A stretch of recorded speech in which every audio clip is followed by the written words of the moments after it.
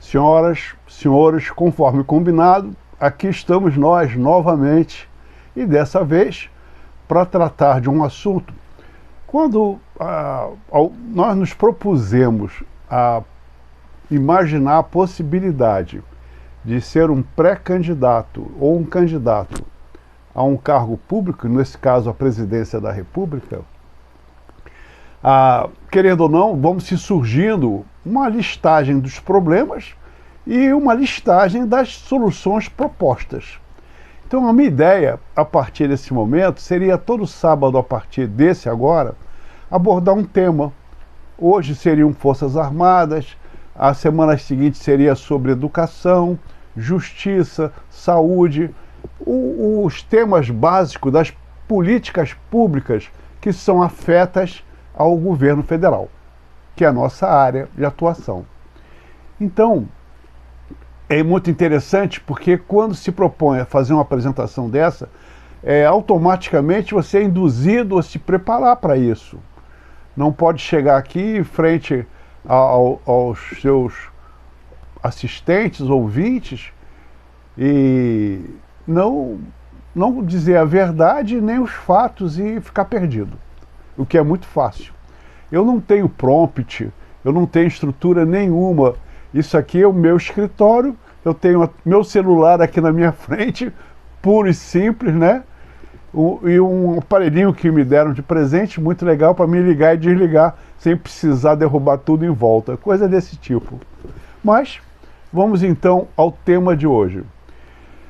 É um tema muito difícil para mim, né, militar, porque nós nunca tivemos um nível de desprestígio tão acentuado das Forças Armadas. Eu estive olhando, as pesquisas estão dando apenas 22% de positivo em relação às Forças Armadas, 22%. Já foi 92%, já foi 88%, já foi 78%, o pior estágio, 22% é o fim do mundo, é o fim da picada. Eu então achei interessante esclarecer alguns pontos, que a gente não vai mudar isso, a não ser quando as Forças Armadas tomarem algumas atitudes que o povo realmente ache que precisam ser tomadas. E eu concordo com o povo. Tem algumas coisas que precisam ser realmente colocadas em ordem. Mas nós estamos falando de uma estrutura que não merece ter 22% apenas de aceitação pelo público. Esse nosso exército tem 400 anos de vida, participou de todas as guerras externas e internas, garantiu, através da sua estrutura da luta, a integridade desse país gigantesco. O exército não recebeu isso de brinde. Tinha a linha das Tordesilhas, que era a metade apenas do que nós temos hoje, menos da metade. Os bandeirantes e as nossas forças, nossos brasileiros em armas, foi quem conseguiu essa expansão territorial imensa. Sem falar no marco inicial das Forças Armadas, do Exército do Brasil, em 1600, na época da invasão holandesa, onde nós juntamos os negros, os índios, os brancos e pegaram armas contra o invasor, 1624. E aí foi feito o caldo de cultura de um exército nacional, que mais tarde lutou contra os portugueses, que eram os colonizadores, e expulsou. E a partir daí, tivemos sempre uma participação ativa na vida militar, na vida política, na vida cultural e na vida social do país. O Exército é um integrante, não é um qualquer, é um integrante da base da nação. Marinha e Força Aérea, da mesma maneira. Quando eu falar Exército, é minha praia, mas entendam sempre que estou falando da Marinha e da Força Aérea. A Força Aérea, recém-nascida, que era aviação, não sabem, era do Exército. Em 41, foi criado então o Ministério da Aeronáutica e os aviões do Exército passaram para a Força Aérea. São novos ainda, são os garotos. A Marinha ainda é mais antiga do que o Exército, porque desde o início da colonização já havia um espírito nacional entre o pessoal de Marinha. Então, a Marinha é mais antiga, depois vem o Exército, depois vem a Força Aérea.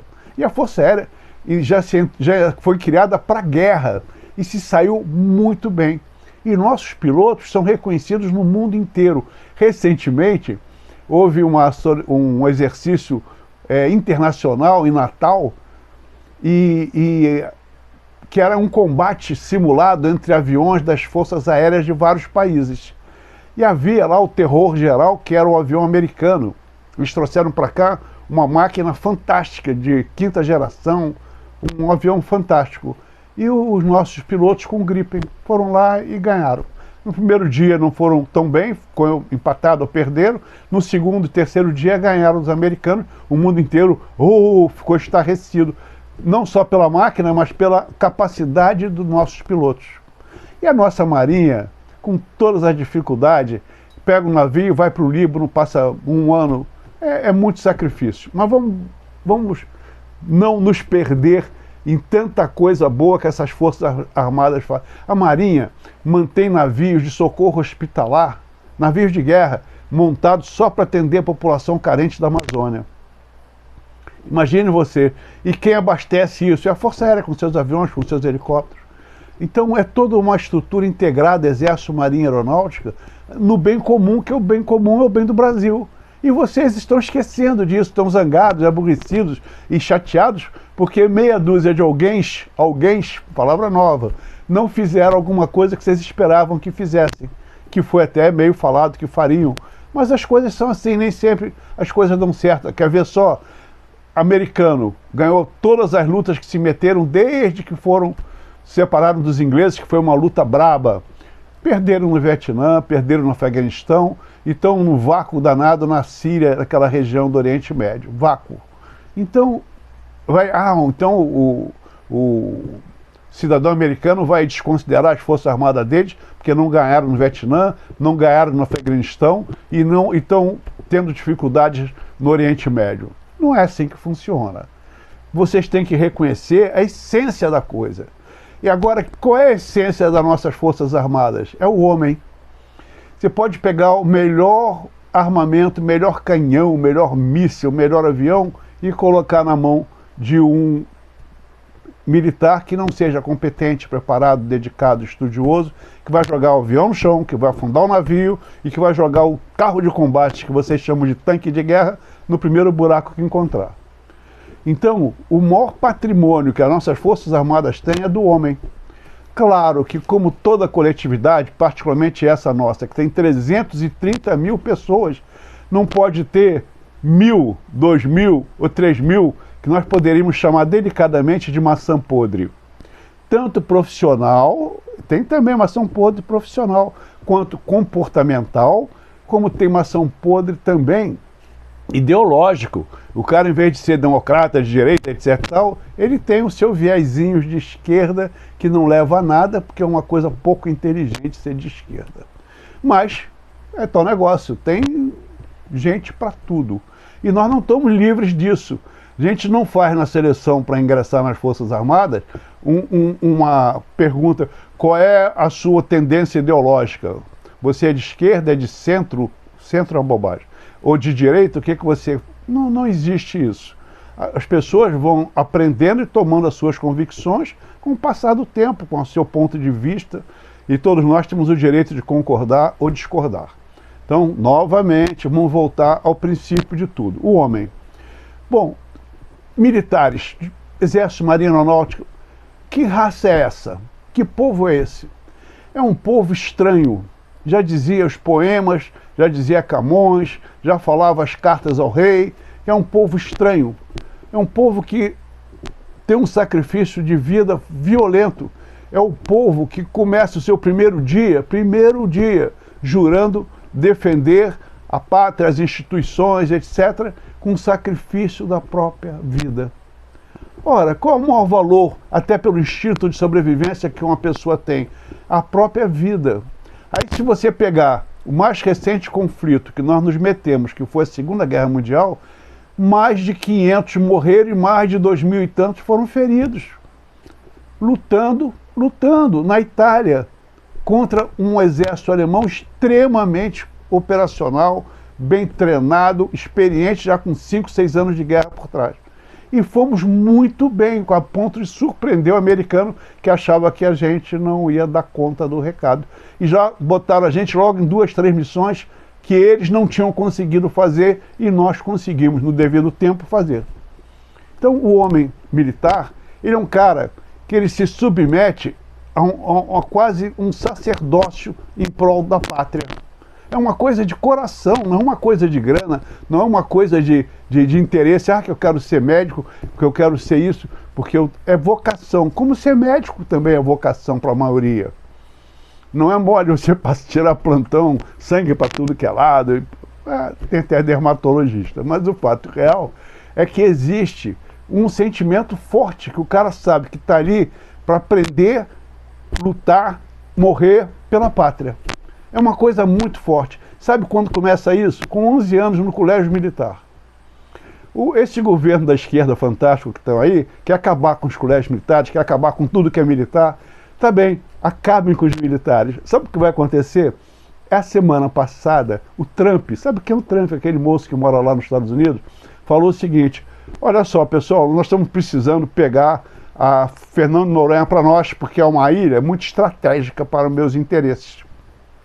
Eu também quero pegar de volta a base aérea de Natal, porque essa base aérea de Natal foi eu que construí na época da guerra, porque era mais perto para mim sair daqui, atingir a África, atingir o Mediterrâneo, algumas áreas de conflito. Então já declarou o que é, que acha que é dele, vai... Agora imagina se não tem um exército, ou alguém para dizer não para essa turma. Vamos tomar conta. E tem um detalhe, anteontem o nosso amigo presidente chinês falou que está interessado na base de foguetes de Alcântara, no Maranhão. Aí vocês, o que tem a ver comigo? Estou aqui no samba, estou aqui no funk, que morra. Meu amigo, mas quem toma um pedaço do pão vai querer comer o pão todo. E aí, querendo ou não, você vai perder o seu bem mais precioso, que é a liberdade. Americano sabe sambar? Vai acabar logo com o carnaval. Acabar com essa palhaçada de 4 dias, todo mundo nu, fazendo bagunça por aí, negativo. Tem carnaval nos Estados Unidos não, meus amigos. Tem New Orleans, uma cidadezinha de origem afro, que mantém alguma coisa parecida, mas se imaginou, outra religião chinês comunista aqui dentro, tomando conta, vai virar o quê? Bom, então estou dizendo para vocês que, não só por isso, mas por uma infinidade de razões, as Forças Armadas são vitais para um país. E são vitais e, infelizmente, no presente momento, desconsideradas. No presente momento, totalmente jogadas para escanteio. Já tivemos nisso um tal de Fernando Henrique Cardoso, que fez o maior melê em cima disso. Saiu dali, está ganhando como presidente, como isso, como aquilo, fez o diálogo interamericano, um camarada que eu tenho muitas restrições, e fez o exército, não tinha comida, não tinha farda, não tinha munição, não tinha armamento, não tinha nada. Bom, esse é o quadro geral e a introdução ao nosso assunto. Aí vem a pergunta que um amigo me fez. Tá bem, concordo com tudo que você falou, mas você, se for algum dia eleito, Deus não dá asa à cobra, mas se der, você vai fazer o quê? Bom, eu vou dividir esse assunto em vários pontos. O primeiro ponto vai ser a seleção de pessoal, que deve continuar, uma seleção rígida, como é feita psicotécnica, psicológica, física, etc, etc, etc. Trans, nada contra, mas não é um lugar desse pessoal dentro das Forças Armadas. Está me lembrando o caso de uma moça trans, chegou no consultório. Qual o seu nome? Elizabeth. Não sei se foi isso, não me lembro. Aí o cara falou, me chame de Elizabeth, que eu sou uma senhora. Aí o médico, sem graça, disse, desculpe, quero avisar a senhora que a sua próstata está com câncer. Tem sentido um troço desse? Gênero é questão de português, é masculino, é feminino, né? As pessoas têm sexo masculino e sexo feminino. O resto é detalhe técnico.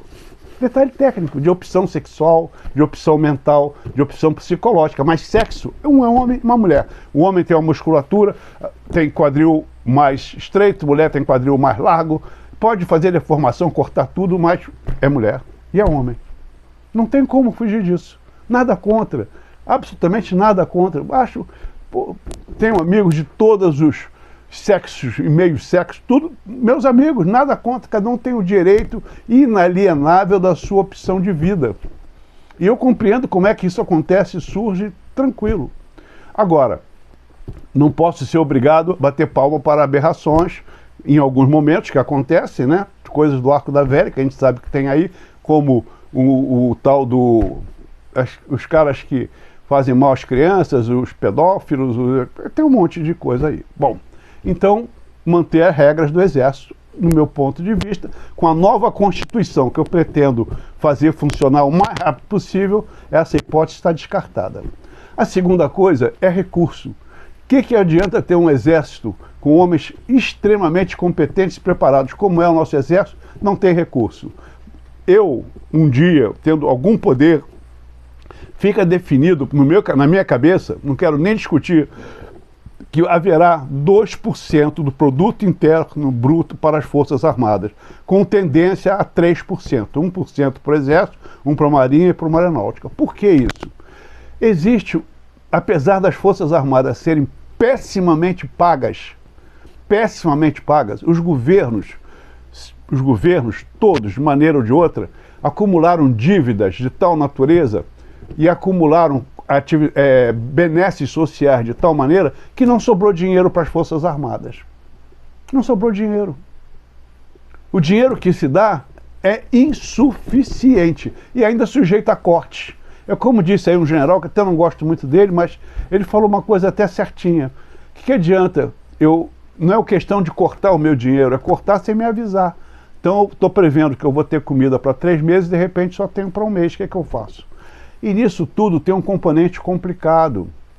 Tem um componente complicado, que é o seguinte: quando você tem um filho que você criou com todo carinho, entregou para o Exército aos 18 anos para ele servir, eu não vou dar comida para esse garoto, não vou dar remédio para ele, quando ele se machucar eu não vou tratar ele, não vou transformar ele num soldado, que é a missão que a nação quer desse homem.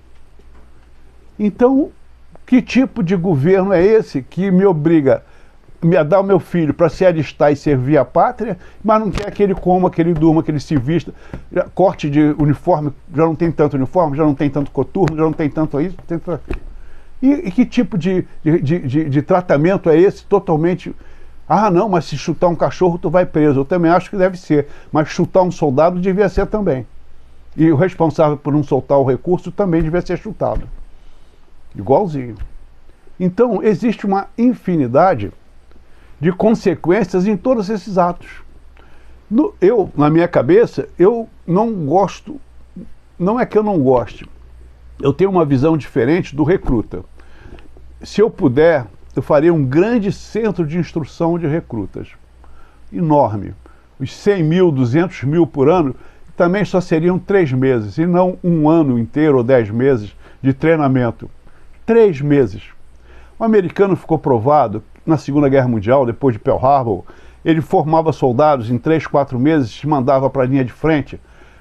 Olha, 2 dias de combate tinha mais resultado do que 4 meses de treinamento. Havia o preparo físico, havia a preparação moral, espiritual para o combate. Mas a experiência de combate você pega no combate. E se você não combater, aí você gastou munição, um monte de coisa, e no final você não empregou, jogou toneladas de dinheiro. Eu gostaria de ter umas Forças Armadas 100% profissionais. Todo soldado, cabo, terceiro sargento, segundo, primeiro, certo? Todos profissionais. Temporários, para completar alguma brecha, se não tivesse, sim. Mas, em princípio, todos seriam estimulados a serem profissionais. Aí existe aí uma incoerência engraçada de um governo e de um país que eu não entendo. Confesso que eu não entendo.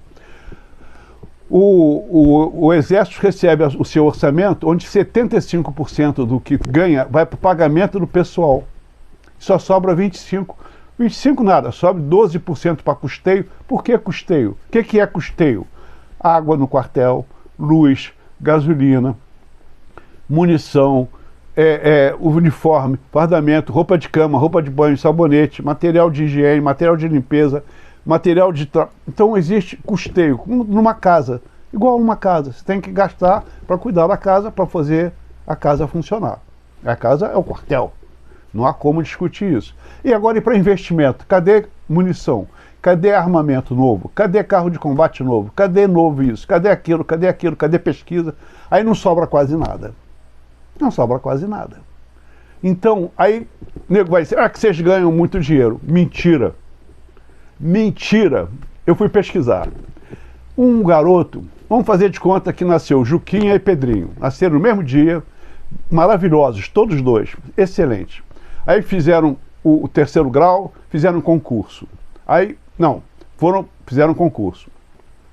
Um deles foi para a Escola Preparatória de Cadetes e saiu, 5 anos depois, saiu tenente. E o outro fez uma faculdade, economia, uma faculdade afim com a função de auditor fiscal da Receita Federal.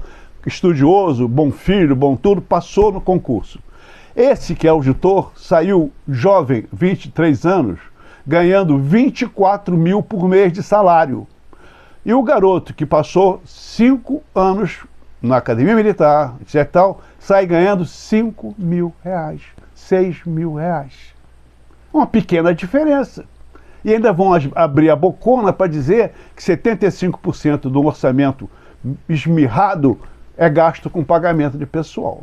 Você sabe quem é que vai ganhar 24 mil reais no Exército um dia?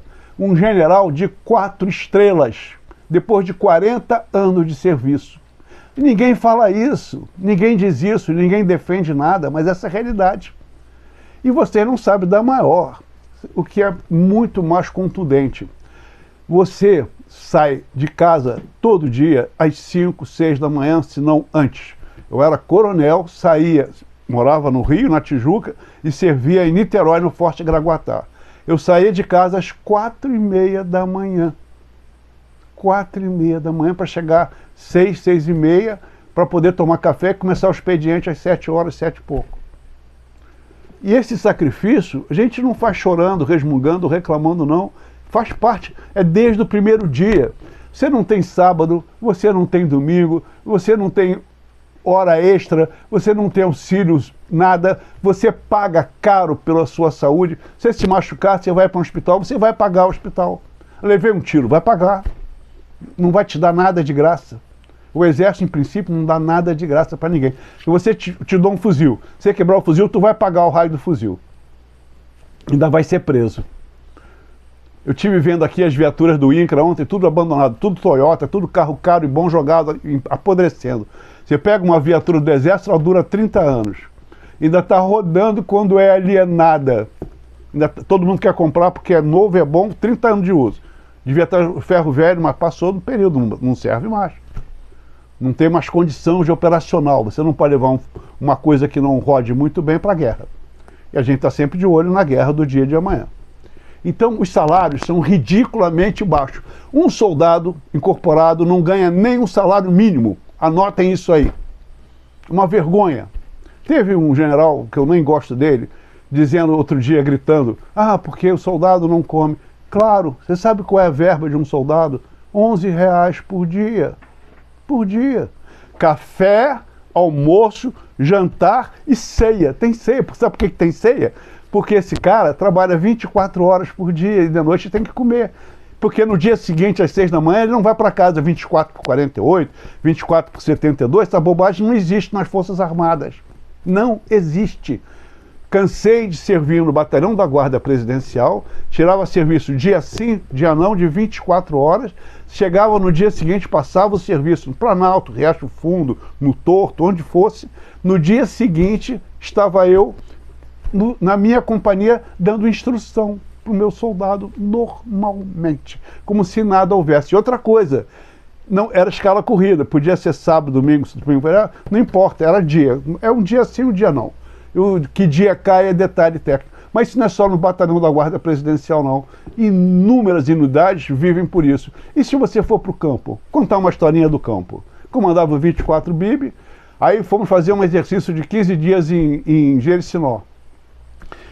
O comandante tem uma equipe da Companhia de Comando e Serviço de apoio ao comando. Aí eu chego lá em Jericinó, todo mundo ia fazer o quê? Era um acantonamento. Quer dizer o seguinte, você dorme onde quiser. Embaixo da viatura, no teto da viatura, embaixo, dentro do rio, não tem barraca, não tem cama, não tem coberta, não tem nada. É acampamento, acantonamento. Nada. Não é acampamento. Acampamento é barraquinha. Aí eu cheguei, encontrei lá uma barraca enorme de 10 praças. O negão tinha televisão a cores, tinha um diabo. Aí eu falei, não, eu desmonto isso aí, eu vou dormir. Consegui descolar uma árvore maravilhosa com 2 troncos assim, deu uma caminha certinha. Fui ali, eu era coronel, meu amigo. Mas não tem colher nenhuma para ninguém. Esse é o nosso exército. Isso aí acontece, não sou eu não. Todos nós, comandantes, oficiais subalternos, sargentos. O sargento, por exemplo, os sargentos são os caras importantíssimos nas Forças Armadas. Esse cara é o esteio, é um cara importante. O tenente comandante de pelotão é o sangue, o capitão é a experiência. O major é a administração, tudo é organizado, muito bem organizado, funciona muito bem. 99% é patriota, é leal, é tudo de bom. Tem 1% ruim. E aí? Agora, pode ficar certo, porque tem um ponto de virada de mesa. Se chegar a abusar até certo ponto, até os ruins vão ser suplantados pelos bons. Chama-se a minoria dominante, mas no alto meio ela deixa de dominar. Então, no meu ponto de vista, eu teria um exército bem remunerado, com bastante recurso, que é fundamental. O que adianta eu pagar mal, não dar comida, aí entrar um gringo qualquer e leva um pedaço e fica por isso mesmo? E as pessoas que moram lá? E os patrimônios que tem por lá? Vamos deixar a soberania e nossa vergonha. Ah, você é um país dominado por outro. Ah, desculpa, estou aprendendo a falar latim, falar qualquer língua aí, porque os caras entraram aqui e estão tomando conta. Que negócio é esse? Que negócio é esse? Parece que é piadinha boba, mas não é. É real. O americano falou que quer tomar e quer que seja cedido, tipo assim, tipo aquele garotinho na escola, se você não dá teu lápis eu te bato, mais ou menos por aí. Eles estão querendo Fernando Noronha e a base Natal. E o chinês está de olho em Alcântara. Isso para começar. A Argentina já falou que quer um pedaço que foi tirado dela no Paraguai, da Guerra do Paraguai. O Paraguai já falou que quer um pedaço dele que foi do Rio. Eu tive nessas regiões, isso realmente foi feito um redesenhamento do mapa. Então, estamos cercados de problemas sérios e graves, sem falar em tráfico de drogas, em cocaína, em maconha, porcariada toda. Mas na realidade, se a gente não tiver tropas, força, equipamento disponível, bom e do melhor, nós não podemos cumprir a missão. Mas aí vocês vão sentar na calçada, chorar e vão dizer que a culpa é nossa. Não é não. Outra coisa que vocês não sabem, o militar não pode reclamar nem dizer que não come a comida que é servida. Eu já vi cada comida, amigo. Coisa de meter medo. Culpa de quem? Da comida que é ruim? Não. A nossa querida mamãe, adorada criatura, já não queimou feijão em casa?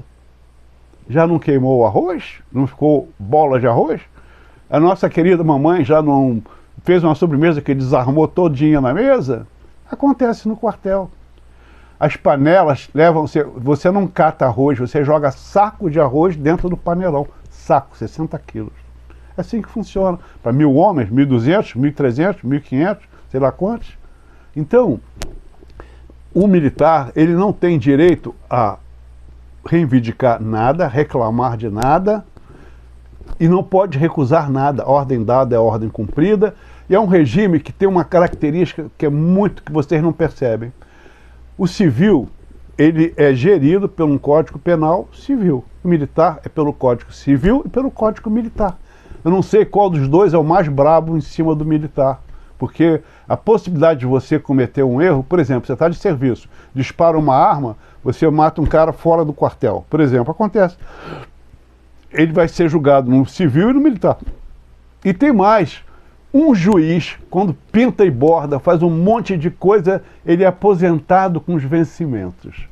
Se o militar for condenado a mais de 2 anos, criminalmente, ele perde o posto e a patente. E passa a receber como se estivesse morto. A mulher dele, ele que morreu. Existem regras dentro do quartel violentérrimas. E outra coisa que eu vou acabar. Não vai haver imposto de renda para militares. O militar não tem renda, não tem salário. ele tem soldo, e soldo não pode ser tributado, porque soldo é sacrifício da própria vida que está sendo colocado ali para o cara, enquanto não morrer, sobreviver. Só isso. Aí, eu e todos nós pagamos 27,5% de soldo, de dinheiro, para sumir numa gaveta que a gente não sabe de onde que está. E é assim que as coisas funcionam. Os descontos... porque o militar não só... Mentira! A pensão militar é a maior mentira que eu já vi na minha vida. Eu tenho filha, hein? Tenho filha, não é brincadeira. Eu sei bem como é que é. Você entra no... O exército é um lugar tão engraçadinho. Você entra no exército, você não é casado, você não tem filho, não sabe se vai ter filho, se vai ter filha, mas você paga 10 dias, você paga uma quantidade de dias correspondente a X dias pela pensão militar. Paga a pensão militar, tenha ou não tenha filho. O bolo da pensão militar é... Por exemplo, eu pago pensão militar há 58 anos. 58 anos. Olha só, tá, vamos dizer que eu morra daqui a 5 anos, 63. Minha filha tem quase 50. Aí eu vou pagar 60 anos para ela poder receber. E outra coisa, que coisa interessante, qual é a estrutura de uma família militar? Zero. Zero. Por que zero? Porque é assim, saio da AMAN, vou para Curitiba, 2 anos. Saio de Curitiba, vou para Ponta Grossa, 2 anos. Saio de Ponta Grossa, vou para Brasília, 2 anos. Saio de Brasília, vou para o Rio, 2 anos. Saio do Rio, vou para Petrópolis, 2 anos. Saio de Petrópolis, vou para Foz do Iguaçu, 2 anos. Saio de Foz do Iguaçu, vou para São João del Rei, 2 anos. Aí saio de São João del Rei, vou para Manaus, 2 anos. Saio de Manaus, vou para Porto Alegre, 2 anos. Que família que eu tenho? Eu fiz o curso primário em 10 escolas. Meu pai era militar. 10 escolas. Levei não sei quanto tempo a aprender a ler, porque cada escola era batida, era apanhava um pouquinho na régua. Terrível. Você não conhece ninguém. Tanto que as filhas de militares se casam quase com militares, porque não conhece mais ninguém. O cara não para em lugar nenhum. Vocês acham que... não, maravilha. Não, é uma relação, é um desprendimento, e tudo isso é feito com uma missão só, pela pátria. E por que eu tenho que mudar? Para o exército não ficar regional. Eu sou do Exército do Sul, sou do Exército do Norte, eu nasci no Sul, quero servir só no Sul. O Exército não deixa. Você é obrigado a ser transferido para que você tenha uma vivência nacional de local. Você pode atuar em qualquer lugar e sair para qualquer lugar também. Então é uma vida, você pega um marinheiro desse, enfia num navio desse e joga o cara 6, 7 meses, 8 meses numa missão dessa, o cara nem aparece. Nem aparece. E outra coisa, o dia a dia é terrível, porque você sai muito cedo, chega muito tarde em casa. Não tem horário de expediente, não tem horário de expediente. Uma profissão que você tem horário para entrar, se não entrar é preso ou punido porque é atrasado, se acontecer. Mas para sair, você depende do toque de ordem. É um toque que o comandante tem na mão. Se ele disser que não vai sair, ninguém vai sair, vai dormir, vai comer lá, vai ficar lá. Acabou. E não tem reclamação. Outra coisa que eu pretendo acabar, o sistema judiciário militar, na minha mão vai ser assim, promotor só militar, advogado só militar, juiz só militar. O Supremo Tribunal Militar só vai ter militar, não vai ter civil. O cara, como é que eu vou participar de um júri na Academia de Saúde do Brasil? Aí chega um cara lá, porque ele pegou a espátula, enfiou no pescoço, fez um furo, botou um tubo, eu estou olhando, não sou médico, eu não tenho nenhuma vivência daquilo, como é que eu vou dar piruada sobre o comportamento de um médico, de um enfermeiro, de um auxiliar de enfermagem? No exército, o cara paisano nunca entrou num quartel e vai julgar um militar, e está julgando. Eu vou fazer isso, eu vou prender, eu vou arrebentar. E o que o cara sabe disso? O exército aceitou essa aberração, e é uma aberração. Então, nós temos uma série de problemas que tem que ser resolvidos. E que, se depender de mim, vai ser resolvido.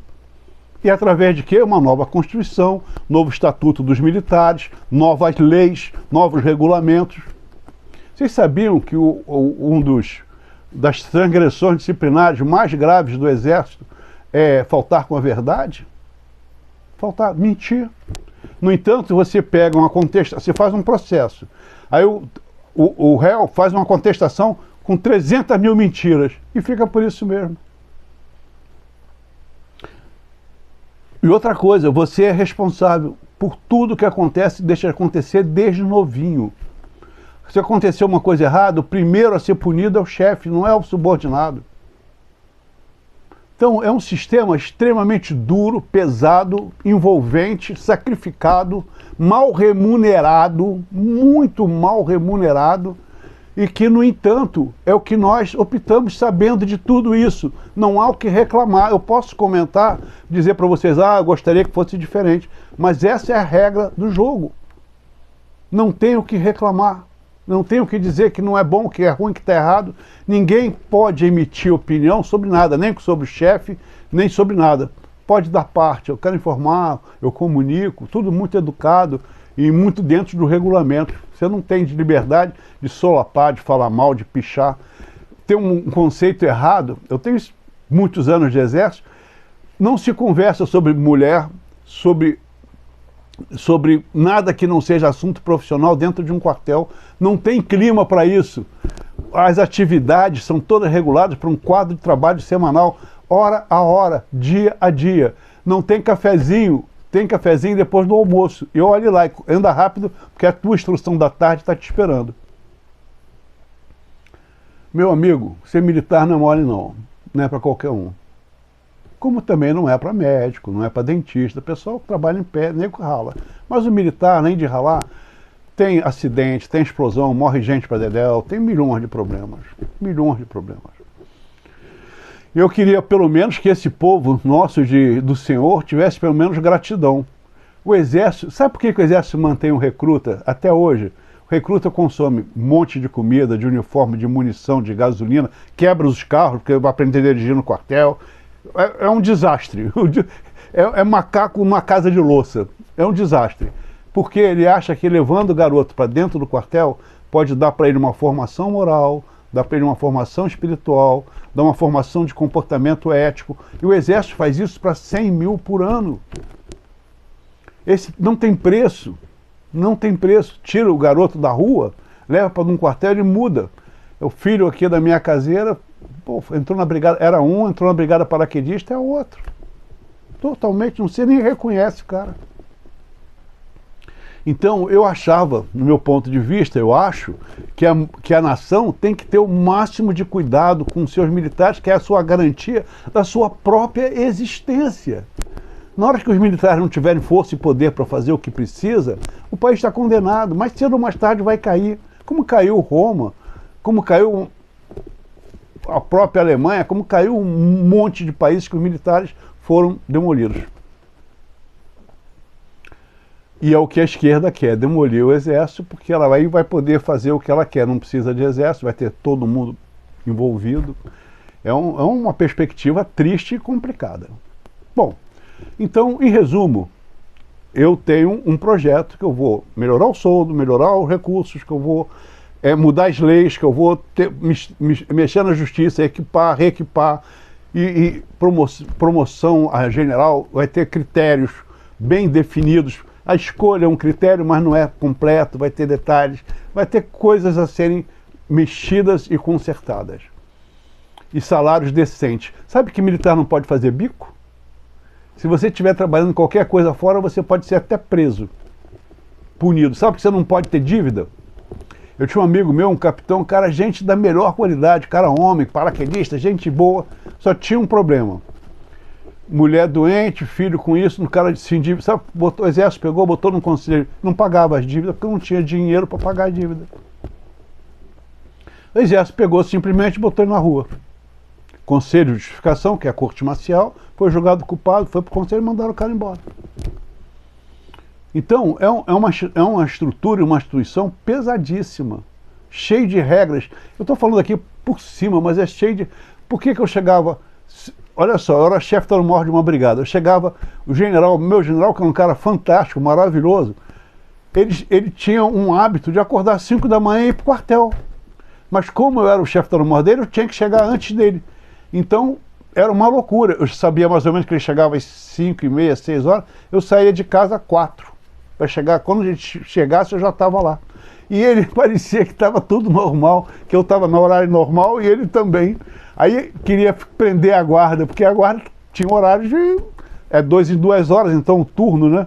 Então tinha um turno para sair, é um barato. Todo dia, o Guedes, olha a guarda aí, esses caras aí estão morcegando. Pô, general, os caras estão tirando serviço, vão tomar café e vão esperar na guarda. A guarda informa para o senhor, ficar tranquilo.